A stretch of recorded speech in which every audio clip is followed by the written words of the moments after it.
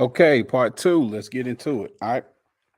Starting off with chemistry. What is chemistry? It's the science that deals with the composition, structure, and properties of matter, how matter changes under different chemical conditions. All right. Don't really matter as much knowing about organic or inorganic chemistry.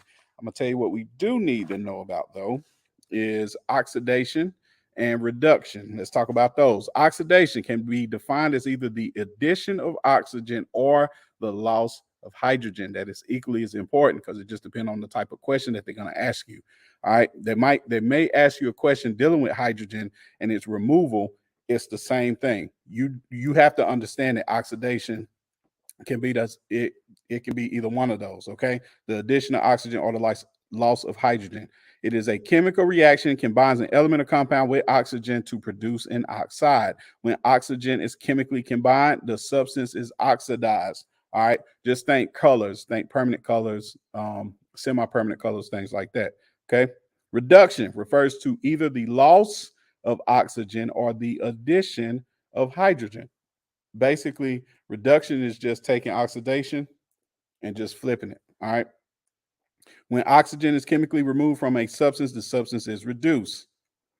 Um, give you an example.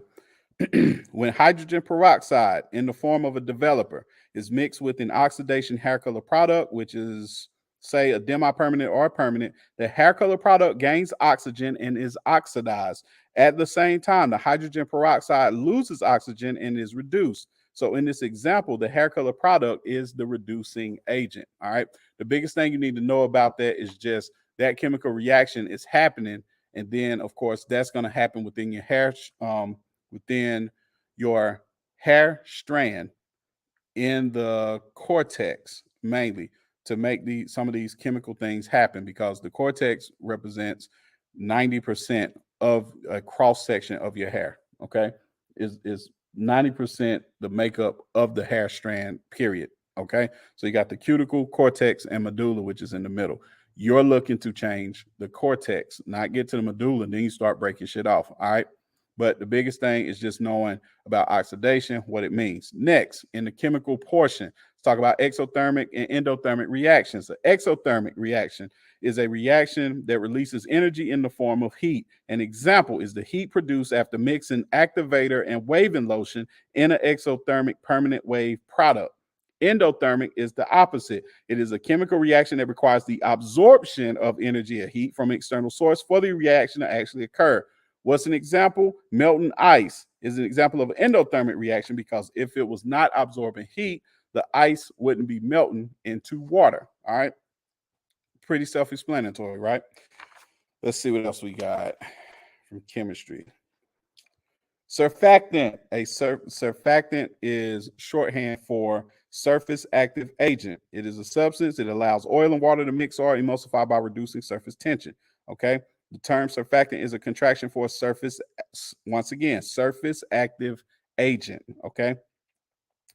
In an oil and water emulsion, droplets of oil are dispersed in water where they are surrounded by surfactants. Lipophilic surface tail points inward with the hydrophilic loving heads pointing outward, which keeps the oil dispersed in the water. All that means is hydrophilic means water loving, lipophilic means oil loving. Okay, so you have two parts. If this part is water loving, it's going to attract anything water based. And this other part of the molecule, when we talking surfactants, we talking about shampoos. Let me make sure y'all understand that. So when we talking about shampoos, it's got the molecules. One part is attracted to the dirt, the oil, the debris, the grease, all that sludge or whatever, products, all that stuff is attracted to that, and it grabs that. The other part grabs the water. That's how you separate. That's why shampoos are so effective. Okay. Next, let's talk about pH. What does it stand for besides my name?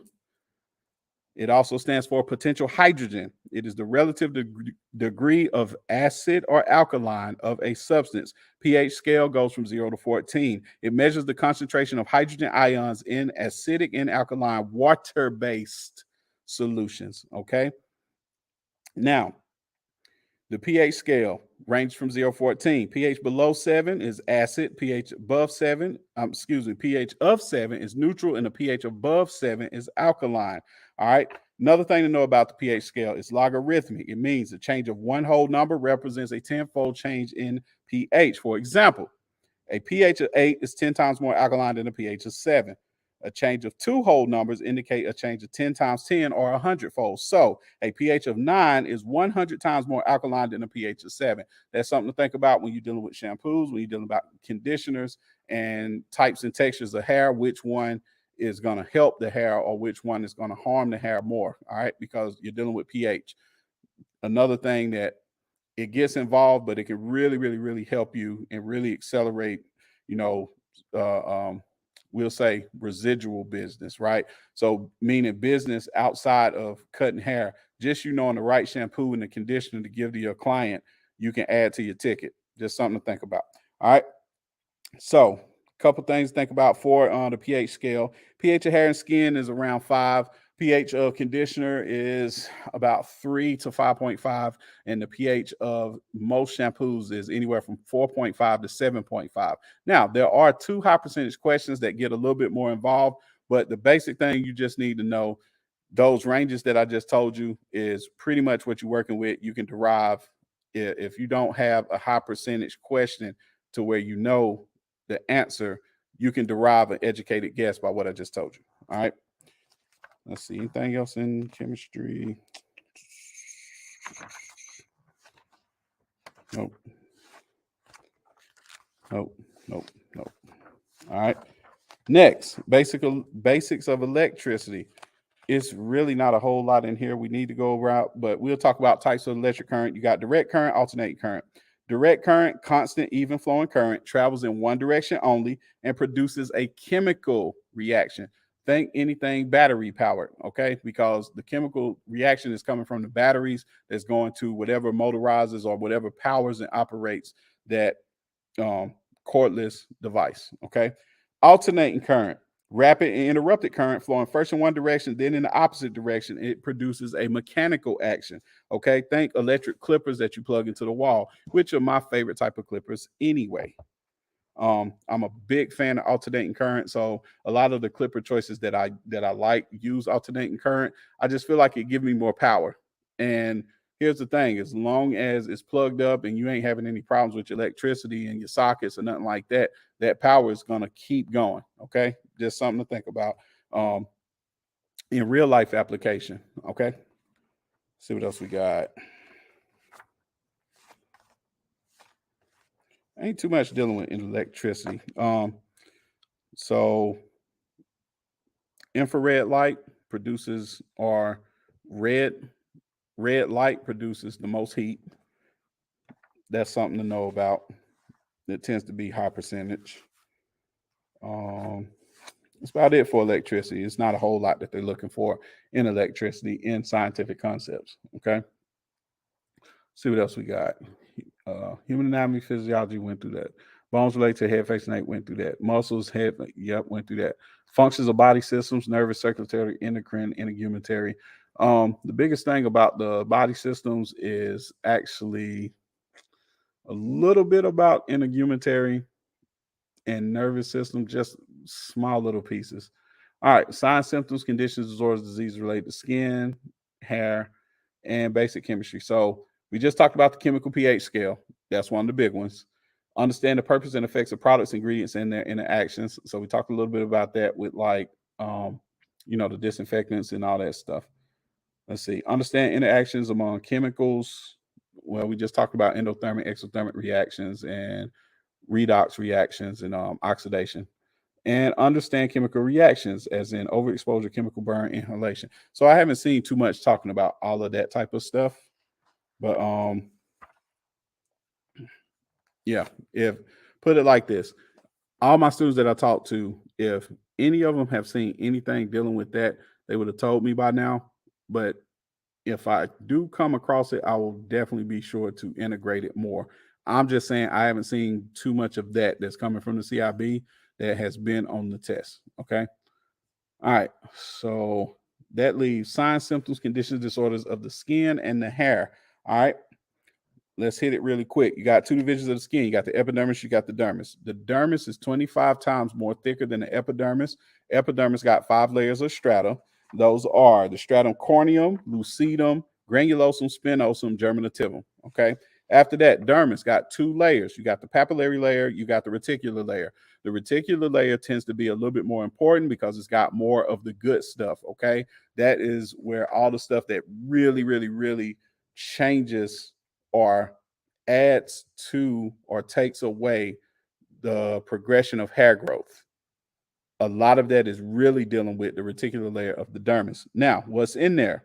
Reticular layer contains the following structures within its network. You got fat cells, sweat glands, blood vessels, hair follicles, lymph glands, erector pili muscles, and oil glands. So how many is that? 1, 2, 3, 4, 5. So you got 7 things that you're dealing with. Okay. Funny enough, while we're looking at the CIB, let's go back a little bit. Okay. Let's talk about functions of body systems: nervous system, circulatory system, endocrine system, integumentary system. All of those systems are represented by 7 things that are in the reticular layer of the dermis. Okay.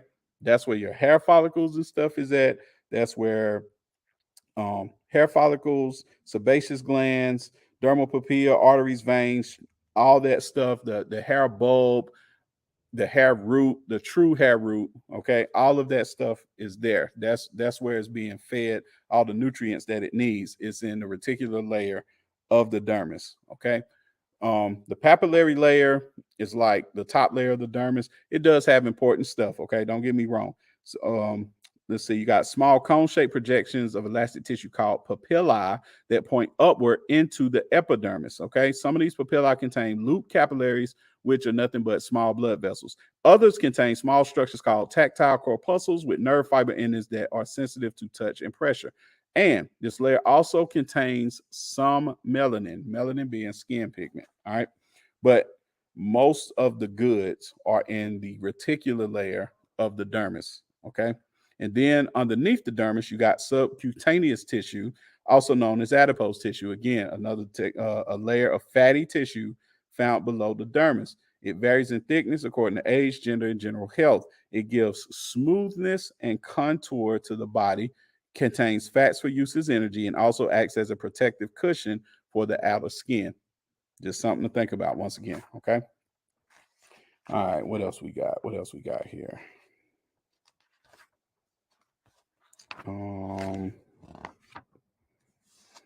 gonna talk about nope.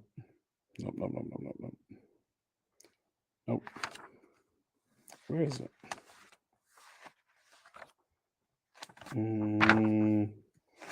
There we go. Okay. You got the 3 phases: anagen, catagen, telogen. Anagen is the growth phase. Okay. New hair is produced, new cells are manufactured in the hair follicle. During this phase, hair cells produce faster than any other normal cell in the body. About 90% of scalp hair is in the anagen phase. Okay. The anagen phase generally lasts from 3 to 5 years, but can last as long as 10 years if you're lucky. All right. Oh, I see the clock. Hang on, guys. Hang on, guys. You know, I got to do it now. Where is it? Where we at? Where we at? Where we at? Where we at? Where we at? Where we at? All right. I gotta sound effect myself to death first before I start getting on you guys about it. But it's coming. I got some sound effects for y'all ass. All right. Catagen phase, transition period between the growth and resting phases of a hair strand. During the catagen phase, the follicle shrinks, hair bulb disappears in the shrunken root and forms a rounded club. Catagen phase lasts from 1 to 2 weeks. Less than 1% of the hair is in the catagen phase at any given time. And last, you have the telogen phase or resting phase. It's the final phase of the hair growth cycle. Hair sheds or remains in place until it's pushed out by the growth of new hair. Less than 10% of the hair is in the telogen phase, and it lasts approximately 3 to 6 months. All right. What else we got? We talked about Tinea barbae, which is ringworm of the beard. We talked about Tinea capitis, and you got one more, Tinea favosa, also known as Tinea favis, or honeycomb ringworm, characterized by a dry sulfur yellow cup-like crust on the scalp, having a peculiar musty odor. Okay. Scars from FREEBIES are bald patches that are pink or white and shiny to the foveosa is very contagious and should be referred to by a physician. And with that, that is our 15 minutes. I will be back. I will be back. I will be back. Okay. We still got part 3. We'll probably do part 3 and part 4 because it gets less involved. But scientific concepts, I try to make sure I get as much involved as I can with pertinent information, so you have some idea. And once again, all the information that I'm giving to you is coming from studying the CIB, okay, which is the Candidate Information Bulletin.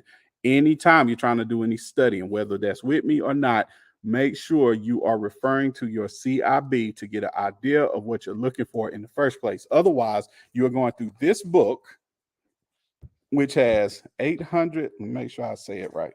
It's got 829 pages. You don't want to be going through 829 pages just randomly and being like, oh, well, maybe this will be on the test, maybe that won't be on the test.